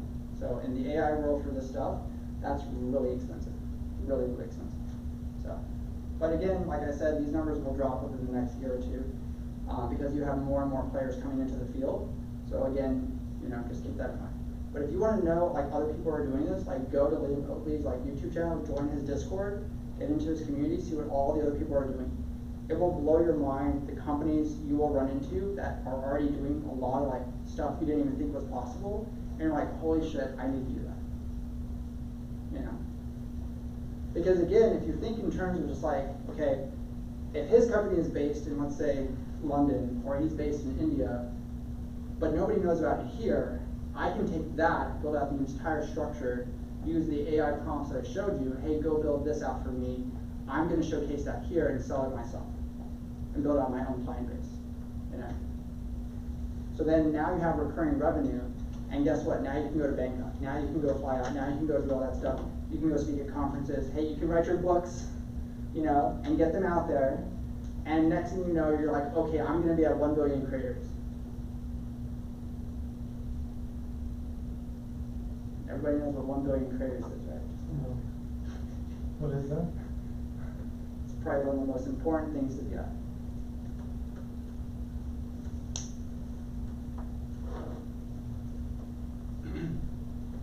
Ay, ay, ay, that's how they get you. Man. All right, so the expo for influencers. So this is in Dubai. So the next dates that I have is January 11th, 12th, and 13th. So the point of the title is that if you bring all the most influential creators together, you have how many followers? Over 1 billion, okay? Hence the name. So they come in, they talk about what they're doing, how they did it, you know, you can go into workshops with them, you can do all these kinds of things. You start to see like what's happening. What's crazy about this is you're gonna see a lot of people who didn't exist a year or two ago, and they're gonna be here in January because their numbers shot up so fast, okay? A lot of these people now are learning how to use AI to really ramp up their audience. So if I can go in and have AI create a whole bunch of videos for me, and I can push out, 2-3 videos a day using AI tools, couldn't I get to this event on a speaker, ticket? So this is where, like, as a digital nomad, you're trying to get to the conference level circuit. So you're trying to find, like, where are the big conferences you need to travel to around the world. So I think Matthew has a sense and idea, like, because we've had this conversation before, where, like, if you follow the conference circuits of where the most influential people are, and you follow that every year, what's going to happen to your network? It's going to skyrocket, because you're where all the money's at.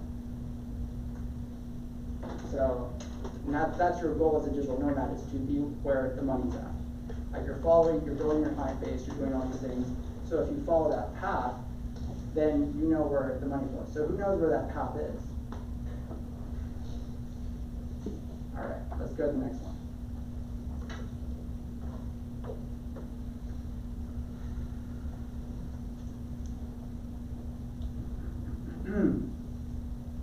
How the world's wealthiest people travel. And there's literally an entire path that they follow every year. And if you look at the path that they follow every year, and then you compare that to the economic growth of that path around the world, it matches their network. So if you understand why are they doing that, then you know, like, okay, they go to this conference, they go to this event, they go to this conference. Where should you be? There. Exactly. So as a digital nomad, you want to start following that path as much as possible. You want to try to get to that path. It's not easy. I'm going to tell you that right now. Some of these conferences are very expensive to get into. But learning this stuff right now, you should be able to slowly start to build out 1 company, 2 companies, 3 companies, start creating that passive income, build out that whole system, get to that level. So if you have a little bit of time, do you want to watch like the first 2 minutes? All right, let's do it. There are roughly 295,450 people with at least $30 million. Such individuals, referred to as ultra-high net worth, represent about 0.0037% of the human population, yet they hold about a third, $35 trillion, of the world's wealth. It's no wonder why a massive global industry exists, fully centered on supporting the nomadic lifestyles of the world's wealthiest 295,000. As with any socioeconomic class, ultra-high net worth individuals are more likely to socialize with other ultra-high net worth individuals, yet intriguingly, the number of people earning and spending similarly to you goes down as your income goes up. Therefore, when you get to the top of the income scale, the scarcity of people like you stretches your social networks out to a global scale. Through the years, this led to the creation of the informal but remarkably systematized so-called billionaires' social calendar. The year often starts on St. Bart's, the traditional New Year's Eve spot for the wealthiest few. Then February might include the Super Bowl, and March skiing in Aspen or San Francisco. Spring starts with the Masters Golf Tournament in Augusta, Georgia, while May includes the Cannes Film Festival and the conveniently close Monaco Grand Prix. June's highlight is then. Oh, which, by the way, the Cannes Film Festival is going on right now, and I have been watching everything about that, so, yes. Henley Royal Roman Regatta in England, July's is Wimbledon, August is the Venice Film Festival, while September often includes a return to Monaco for its yacht show. October is the Frieze London Art Fair, November might include a trip down under for Belmont Cup, and finally, the last major event of the year, before St. Bart's of course, is Art Basel Miami Beach. These events are hardly about the events themselves. Most wealthy attendees to Monaco's Grand Prix hardly care about the racing, and its yacht show is far more than a sales event with vessels, but rather they serve as an exclusive space made available only to wealthy people who want to socialize with other wealthy people.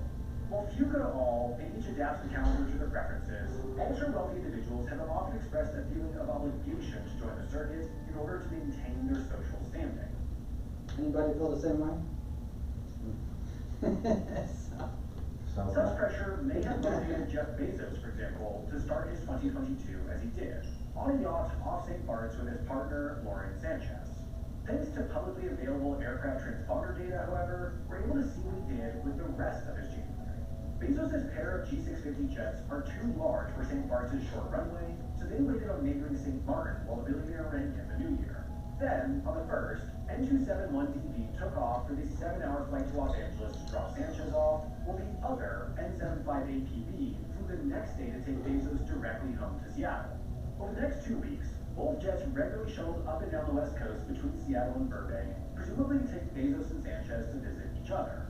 On January 13th, however, one of the jets flew from Burbank to Maui, while the other flew from Seattle and stopped briefly at LAX before continuing on to Maui, presumably carrying Sanchez and Bezos respectively to the billionaire's new $70 million vacation home on the island. Then each jet returned to the mainland 4 days later. Bezos appeared to visit Sanchez again on the 23rd, directly to Washington, D.C. Bezos owns the biggest home in the district, the largest newspaper in the city, and his company Amazon is constructing its second headquarters across the river in Crystal City, Virginia, so he was likely there for business. But finally, Bezos finished out the month by flying back to Burbank once again. He did all of this while threading the needle between highlights on a billionaire's social calendar, as just 11 days later he flew down to LA for the Super Bowl.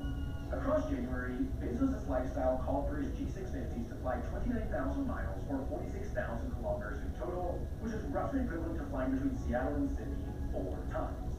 To fuel this extensive travel, his jets used about 24,838 gallons or 94,022 liters of fuel, which could otherwise be used to propel the largest passenger aircraft in the world, an A380, across the Atlantic from DC to London with 500 passengers aboard.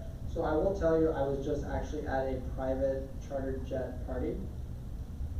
And yes, this world very much exists. And it's wild because this is an event that was in San Antonio, so this was very rare.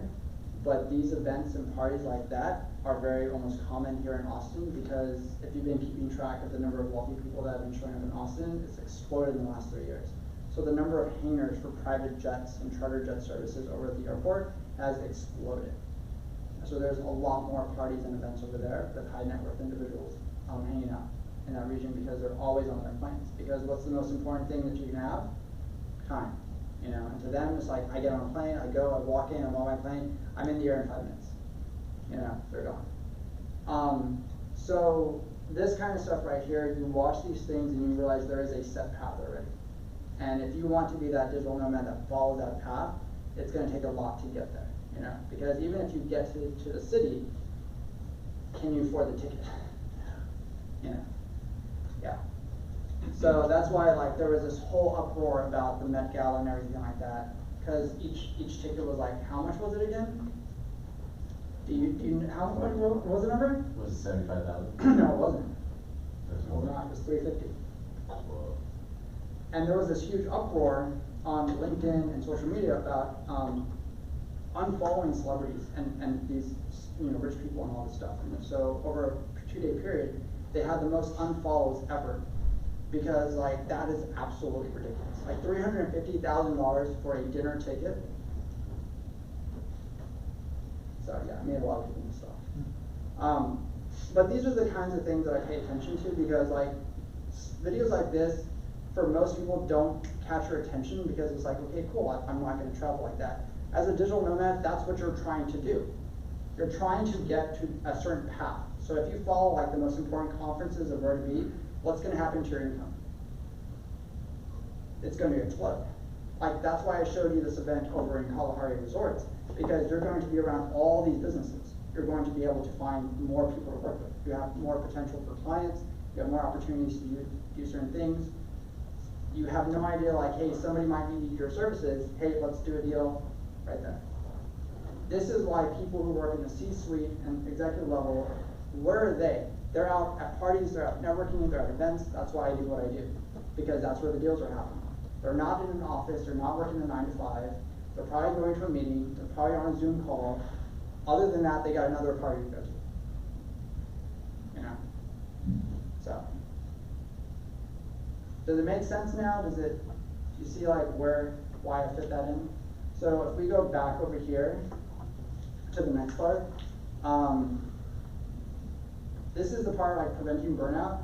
What they found was like, what kills so many people is like the loneliness and lack of community. If you literally go out and you're just like traveling, you're gonna burn out because you're not part of a community, you're not part of a meetup group. Like go join things, like this is why Capital Factory exists. Like there's so many things happening here. Like tomorrow, who's going to Fiesta? Okay, all hands should go out. But so yeah, 200 people will be showing up tomorrow night. There's gonna be free alcohol, you know, pizza, food, and all these things. Fiesta? Fiesta, yes. It's gonna be downstairs, first floor, 5:30. So be there. I'll be here tomorrow anyways for that. So Free co-working thing. yeah, exactly. You know. That's why I go around. Right, because then you can come in, network, find out what people are working on, do those kinds of things. That builds out your network, that builds out your community. You'll find out what people are working on and what's happening, you know. So the other thing is being overworked. You know, like as a digital nomad, like you forget like you have to separate your personal and work life because they can blend very easily. So sometimes you will get burnt out. You're like, I'm trying to get a client, I'm trying to like pay my bills, I'm trying to do all this stuff. But if you build out a team to support that, it gets easier, you know. Lack of opportunities for career advancements. Again, people who work remotely for a business, you're not in the office, so you're not aware, so you're not always in people's minds. It's like, oh yeah, that's right, she does work for us, you know. So you always get overlooked for things, you know. And lack of motivation. You know, you might be in a city that's very small, and you're like, why should I work? You know, it only costs me $5 a day to survive, you know. So, and other reasons, you know. So, but some people are just not open-minded. You know, some people go and they're just very stuck in their American ways, and they're just like, you know, if I can find my McDonald's and have my Burger King, and you know, like, this is a terrible place, you know. But yeah. So, I did want to show you her because out of all of this, this is the book she wrote, and that is Digital Nomad for Dummies. So she wrote this book. It took her about 4 or 5 years to put this whole thing together. But you read this book, and there are so many resources in this thing. It's incredible. But her channel, Traveling with Kristen, she showcases all this stuff. And let me see if I can bring this one up real quick.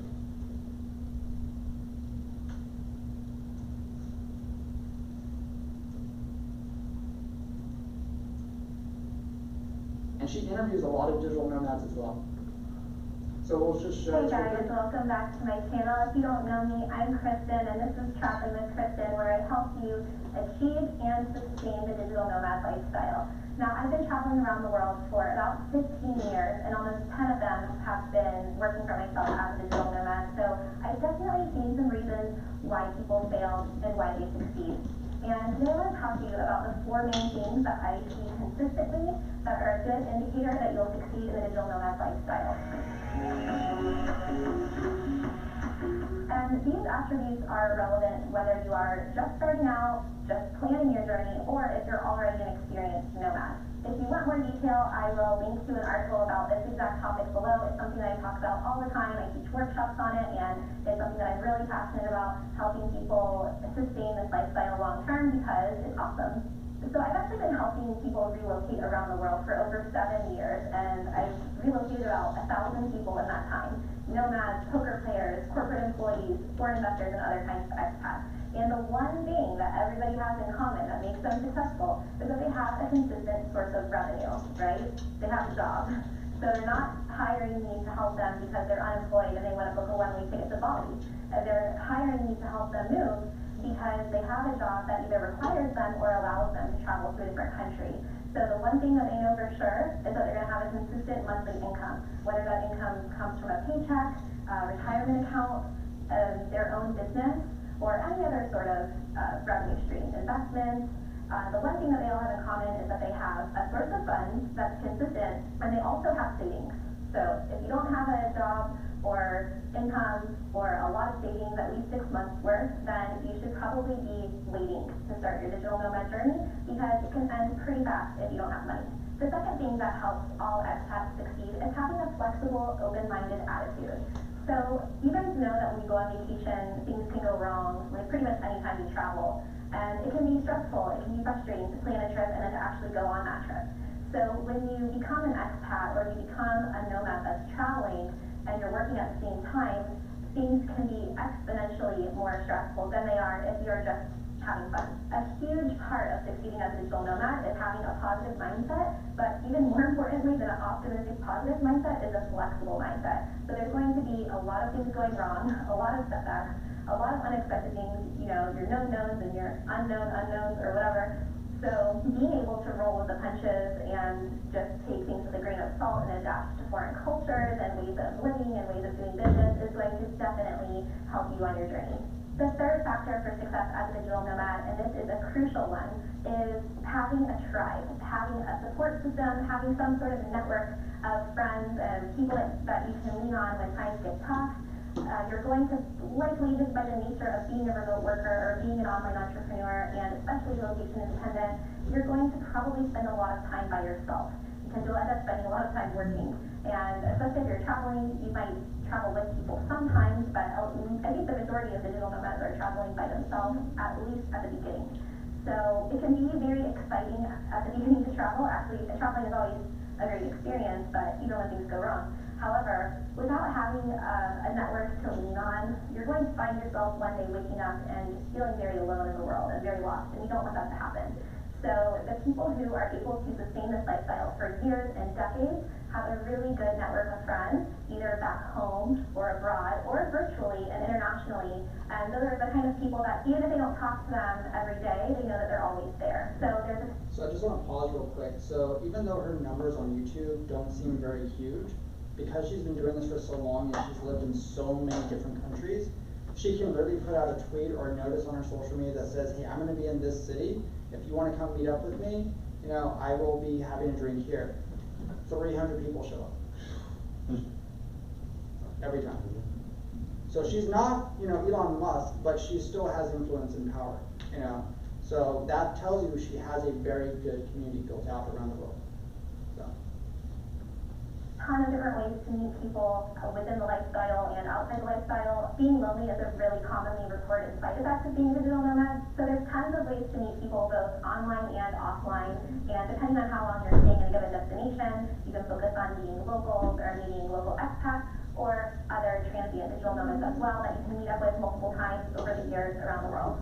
The fourth factor of almost equally weighted importance, I think all of these are critical. If you're missing one, you're going to miss out. And the fourth thing is being clear on your reasons for doing this. So you may have heard through other perspectives about why establishing your why is important, and it cannot be more important when you're a digital nomad because typically you're the one making the decision to become a nomad. You may be relying on yourself for income, and you may not have anyone in your close circle who agrees with you or is supporting you in that decision. And even if they do support you, they very rarely can really identify with why you're doing it and really understand from your perspective. The only one who knows why you're doing it is you. I see a lot of people kind of jump the gun with becoming a digital nomad and transitioning really quickly, and then not being able to realize the warning signs of when they're traveling too fast, when they aren't taking care of themselves, when they should stop, if they should keep going, because they don't have a very well-defined reason for doing so. Honestly, not to be cliche, but the metaphor about piloting a plane or being the captain of a ship is so relevant here, because if you don't know where you're going, you cannot get there, and you'll never know when you're there. So you could spend 3 years in the wrong home-based airport or in the wrong port or harbor and not even realize it, or you could find yourself just like out in the doldrums treading water for... So I'm going to pause it right there, and I'm going to take you to her site. I want you to sort of tell me, because she's been doing it for so long, how much do you think it would cost for a 30-minute session with her? 10 grand? How much? 10. $10? 10 grand. 10 grand, okay, alright. Anybody else? 30 minutes, $100. $100, okay. Anybody else? Yeah, I'd say between 4 and 6. Alright, I'm trying to find where, because it's, yeah, she always makes it so, there it is. Where did it go? Right there. 600, that's it? So,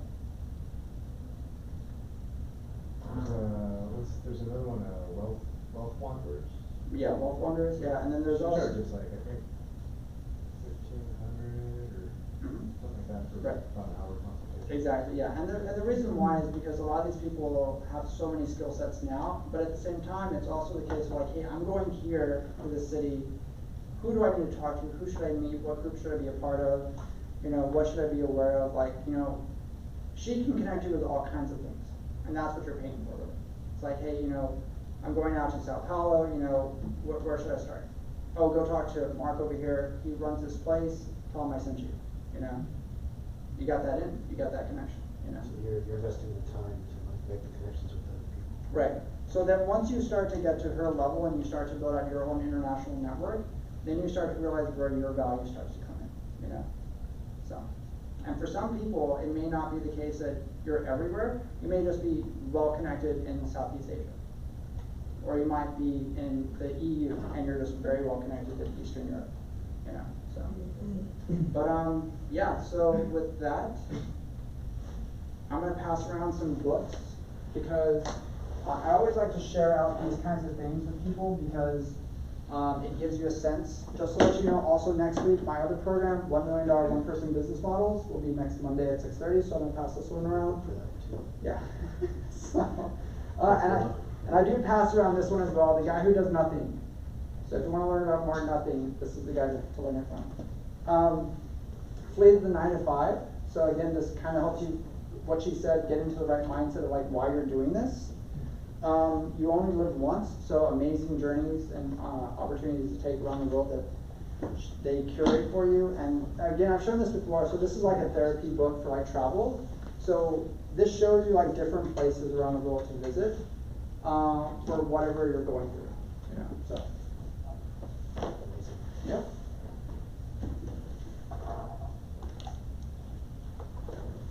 Any questions while we're doing that? Comments? The event on next Monday? So, yeah, so it's on the calendar, yeah, Capital Factory, so that one right there, this is like the opposite of this, which is like, I don't want to travel, but I still want to work for myself, and I just want to make a lot of money. So that model is based on, yeah, the $1 Million One-Person Business Model.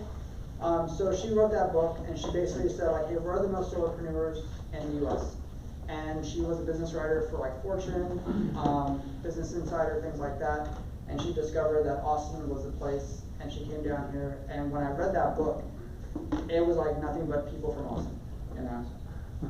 So it's very, very interesting, like how people become millionaires, what they system in place, and she shows you that whole system. Because again, you as a person cannot do everything. And I keep meeting so many people at so many events that are just like, I've done my website, I do my social media, you know, I contact every single person, and I've done this, and I did all my contracts, and I'm like, wow, you're gonna burn out. Jackie, you have AI do all that? I have AI, but I also have like 10 people that work for me. So, I don't do a lot. Go ahead. Yeah, I'm just gonna mention, so I did just go to Ecuador for about a week. It wasn't so much a nomadic trip as it was to visit some extended family, but I don't know if anybody else has felt this. I'm not from Austin, and over the last couple months especially, I've just gotten so stressed out just being in the city, and it just feels like such a hustle and a bustle. And when I finally got to the airport and hit a plane and then got to another country, the stress just melted off. Unfortunately, I still feel like that, but I just don't know if anybody else felt that, but. Yeah. Austin, Third time Austin's back, hard. it's like, Yeah. I was looking for a lot. Yeah, it is. And like, I'm from Philly, and I don't get that feeling in Philly though. Well, like living in New York City, that's constantly how it was, like Right. day to day. It's like, if you weren't hustling, Yeah. then, you know, you're losing your jobs. Yes. Right, yeah, if you're not keeping up on the hamster wheel, so to speak, yeah. Yeah, the good news is, if you go, we're very lucky having access to the economy here. If you can figure out a way to go abroad with dollars, it's a different world. Like literally, I'm not even gonna lie, I got down there and I ended up at a family's that they import like German orthodontic products there. I ended up at this conference and I'm just hanging out with everybody as like the traveler or whatever. It was a good time. Yeah, that's amazing. Easy. Yeah. Easy to network with everybody. So who here would like a international network of connections? Like, hey, I could just go to Costa Rica and just crash with somebody, you know? sounds good. Yeah, exactly, see, I mean, like, that's why, like, I encourage you, like, you know, if you haven't been, like, go out.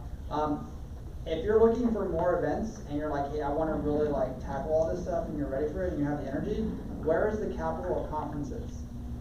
I know I've asked this before, but. Vegas. Thank you, yes, Vegas is the place to be. So if you wanna, like, hit that circuit, go over there, and there's like, what, 30 conferences a day in Vegas? And they cover all kinds of crazy things. So if you wanna do like manufacturing, on an international level, like only from China or like India or Indonesia, they have a conference for that. You know, if you need only like baby products, there's a conference for that. So yes, so take advantage of that. And you're like, okay, I don't wanna go there. Austin has plenty of conferences as well. So the next one coming up, this is my information, by the way, if you wanna write it down or if you wanna connect, that's my LinkedIn, that's my email. So shoot me a little invite right there. I will post this and then we have to be out in 1 minute. What kind of data do you broker? What's that? What kind of data is you brokering? So what I do is I will scrape data, package it, and then resell it. Yeah. So this one right here is. Can you go back there for a second? Oh, sorry.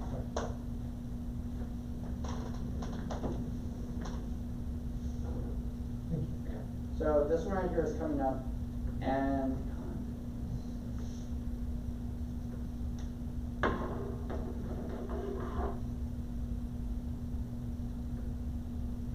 so if you're in the crypto space, this will be coming up very, very soon. Actually, May 29th to the 31st. It's supposed to be a really huge, massive cryptocurrency conference.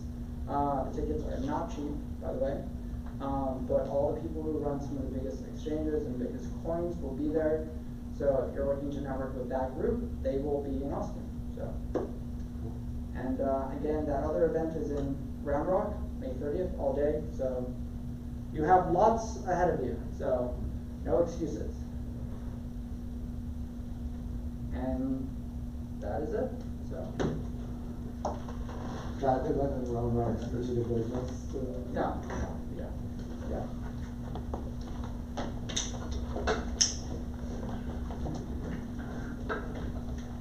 Thank you, Chris. Sure. Oh, thank you. Yeah, appreciate it. Next Monday, I'll have a Shopify store. All right, yeah. We'll see. And you'll be at a $10,000 cell phone, right? Yeah. We'll see if I get one. Good. Sorry, that one that's on presentation, that green. Oh, the green one? Is the green one? Oh, that one. Oh, that's That's okay. green. Yes. Okay. Yeah. Oh, yeah, there you go. And then this is the other one.